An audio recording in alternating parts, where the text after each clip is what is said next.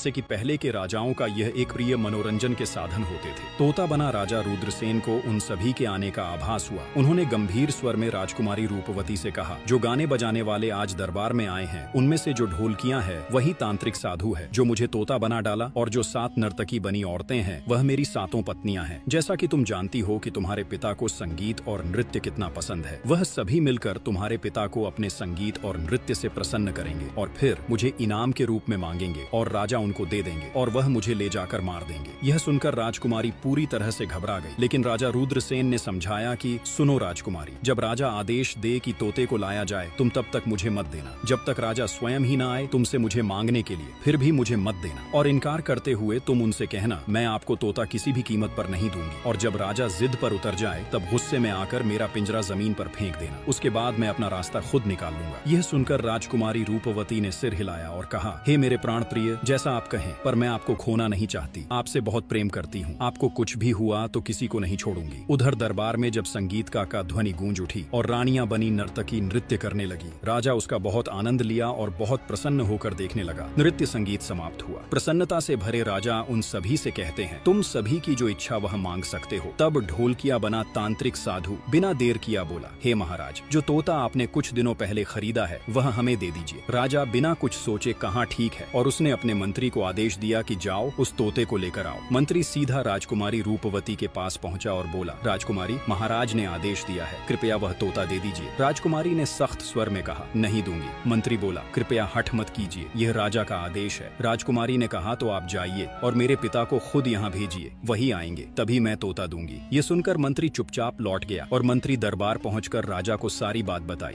ये सुनते ही राजा धर्मपाल स्वयं राजकुमारी के पास पहुंचा और बोला, बेटी, यह तोता मुझे दे दो। इसे उन नृत्य कला वालों को देना है जिन्होंने आज दरबार में गाना बजाना किया है। राजकुमारी ने शांत स्वर में कहा, पिताजी, यह तोता मैं नहीं दूंगी। राजा को यह सुनकर क्रोध आ गया। उसने कहा, तू कैसी बातें कर रही है, इसे देने का वादा मैंने किया है। राजकुमारी ने जब अपने पिता को क्रोध में देखा तो वह भी गुस्से से भर उठी। उसने बिना कुछ कहे पिंजरे को जमीन पर फेंक दिया। जमीन पर गिरते ही पिंजरा टूट गया और उसमें बैठा तोता अचानक एक चावल के दाने में बदल गया। यह दृश्य जैसे ही तांत्रिक साधु ने देखा, वह तुरंत कबूतर का रूप धरता है और उस चावल के दाने को खाने के लिए लपकने लगता है। उस चावल के ढेर में जो एक दाना था वही असल में राजकुमार रुद्रसेन था। जैसे ही वह कबूतर उस दाने को खाने के लिए झपटा, राजकुमार अचानक बाज का रूप धारण कर लेता है और तेजी से उड़कर कबूतर पर टूट पड़ता है। एक ही झटके में वह कबूतर मारा जाता है और उसी के साथ तांत्रिक साधु का अंत हो जाता है। यह दृश्य देखकर राजा धर्मपाल आश्चर्यचकित रह जाता है। कबूतर को मारने के बाद राजा रुद्रसेन फिर से तोते का रूप ले लेता है। जैसे ही उस तांत्रिक साधु का मृत्यु होता है, उसके जादू का प्रभाव खत्म होते ही तोता बने रुद्रसेन अपने तेजस्वी रूप में एक सुंदर राजा बन जाता है। अब राजकुमारी रूपवती अपने पिता धर्मपाल को पूरे घटनाक्रम की सच्चाई बता देती है। राजा रुद्रसेन विनम्र स्वर में कहता है, महाराज, मैं भी एक राजा हूँ और आपकी पुत्री से सच्चा प्रेम करता हूँ। मैं उनसे विवाह करना चाहता हूँ। राजा धर्मपाल अपनी पुत्री की ओर देखता है और पूछता है, बेटी, क्या तुम भी इससे विवाह करना चाहती हो? राजकुमारी रूपवती मुस्कुराकर कहती है, हाँ पिताजी, मैं भी इनसे प्रेम करती हूँ। उसके बाद राजा धर्मपाल नर्तकी बनी 7 रानियों को महल के सबसे बड़े कारागार में आजीवन कारावास के लिए सैनिकों को आदेश देते हैं। सैनिक उन सभी रानियों को आजीवन कारावास में डाल देते हैं। उसके बाद राजा रुद्रसेन और राजकुमारी रूपवती का विवाह महल में धूमधाम से संपन्न होता है। विवाह के बाद रुद्रसेन अपनी पत्नी के साथ अपने राज्य लौटता है। अब वह अपनी नई रानी के साथ सुखपूर्वक जीवन व्यतीत करने लगता है। निष्कर्ष, एक स्त्री के छल, एक पुरुष के मोह और एक गुरु की चेतावनी से जन्मी यह कथा केवल एक कहानी नहीं, बल्कि स्त्री पुरुष संबंधों के विश्वास, भ्रम और परिणामों का जीवंत प्रतीक है। राजकुमार रुद्रसेन ने सच्चे हृदय से प्रेम किया, विश्वास किया, पर जब उन्हीं स्त्रियों ने उसके विश्वास को छल और षड्यंत्र की आग में झोंका तो वह एक शक्तिशाली राजा से एक असहाय तोता बन गया। 7 रानियों का धोखा, एक तांत्रिक की माया और जीवन की कठिन परीक्षा उसे भीतर तक तोड़ने को आई, पर वह टूटा नहीं, क्योंकि उसके भीतर सच्चाई को जानने की आग और न्याय की चेतना अभी बाकी। यह कथा हमें सिखाती है कि जब स्त्री प्रेम छोड़कर छल की राह पकड़ती है तो उसका विष पीढ़ियों तक विनाश का कारण बन सकता है, और जब पुरुष मोह और अंधभक्ति में अपनी विवेक शक्ति को खो देता है तो वह स्वयं अपने जीवन का विध्वंसक बन जाता है। पर अंततः जिसने त्रिया चरित्र को पढ़ा, भोगा और समझा, वही जान पाया कि स्त्री यदि एक ओर ममता है तो दूसरी ओर मायाजाल भी, और राजा यदि न्याय है तो मोह में पड़कर अन्यायी भी बन सकता है।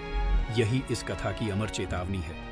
त्रिया चरित्र जाने न कोई, खसम मार के सती हुई।